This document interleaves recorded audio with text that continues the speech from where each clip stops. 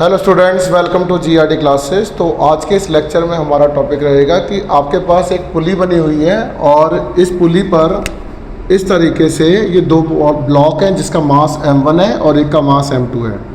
ये जितने एक्सेलरेशन से नीचे जा रहा है उतने ही एक्सेलरेशन से ये ऊपर जा रहा है। तो कहता है फाइंड टेंशन एंड एक्सेलरेशन। तो टेंशन एंड एक्सेलरेशन की हमें वैल्यू निकालनी है। तो किस तरीके से निकालेंगे, तो याद रखेंगे कि ये एक स्ट्रिंग है जो इस तरीके से कनेक्टेड है। जो जितनी टेंशन ऊपर लग रही होगी ए वाले पॉइंट से इस वाले एंड पर, तो उतना ही m2 वाली स्ट्रिंग का पॉइंट यहाँ से m1 की तरफ टेंशन लगाएगा। तो जितनी स्ट्रिंग्स होती हैं उतनी ही टेंशन मानी जाती हैं। लेट अस सपोज यहाँ से एक से ज़्यादा स्ट्रिंग्स होती तो यहाँ पर T1 और T2 के टर्म्स में मैं उसके लिखता। तो अब देखो जरा, जब ये ब्लॉक नीचे की तरफ जा रहा है तो इसका मतलब है मास m1 is greater then mass m2 है। तो जितने फोर्स ये m1g नीचे लगाएगा उसी तरीके से ये नीचे m2g लगाएगा। ठीक है, तो अब हम स्टार्ट कर रहे हैं, that is free body diagram क्या होता है। तो कहता है कि FBD this is free body diagram for m1 मास के लिए बनाना है। तो सबसे पहले अपने m1 बनाया, ऊपर क्या लग रहा है टेंशन, नीचे क्या लग रहा है बच्चों m1g और नीचे ही क्या है एक्सेलरेशन। दो एरोज नीचे हैं और एक एरो ऊपर है, तो सिस्टम जो है वो नीचे की तरफ जा रहा है। तो एक फॉर्मूला है कि चलाने वाली फोर्स माइनस रोकने वाली फोर्स इक्वल्स टू ma। तो वी कैन राइट चलाने वाली फोर्स यहाँ पर m1g बन जाएगी क्योंकि सिस्टम नीचे की तरफ है। इसको जो ऊपर की तरफ रोक रहा है उसका नाम है tension which is equals to m1a। तो यहाँ से मेरे पास t की जो वैल्यू आएगी m1g माइनस ऑफ m1a बन जाएगा।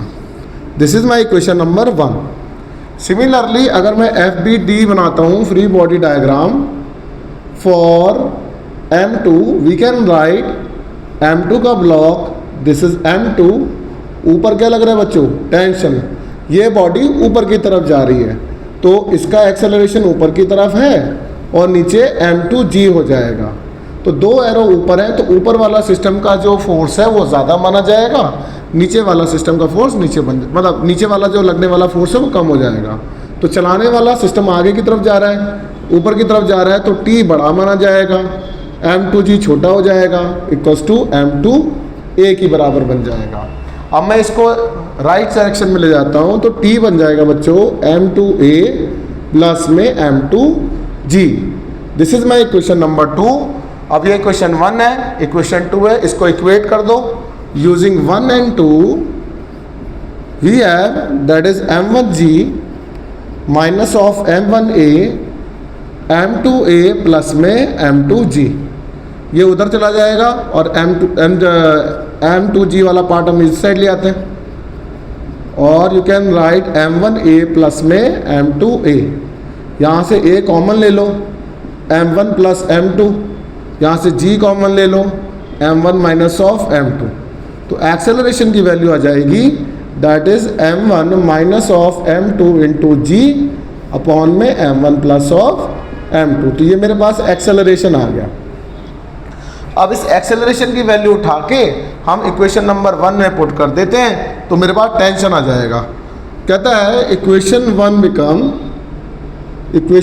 Becomes T which is equals to किसके बराबर है m1g minus of m1 into a की वैल्यू कितनी है ये वाली है, that is m1 minus m2 upon m1 plus m2 into g।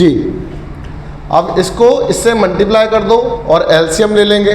तो जो पार्ट कटेगा उसको सॉल्व करने के बाद on solving we have tension 2 times m1 m2 upon m1 plus m2 into G. I request ये सॉल्विंग वाला पार्ट एक स्टेप मैंने यहाँ पर नहीं लिखा है, ये एलसीएम वाला पार्ट आप खुद करिएगा और बताइएगा कि ये मेरा फॉर्मूला ठीक आया है नहीं आया। तो रिक्वेस्ट है इसको ढंग से करिएगा।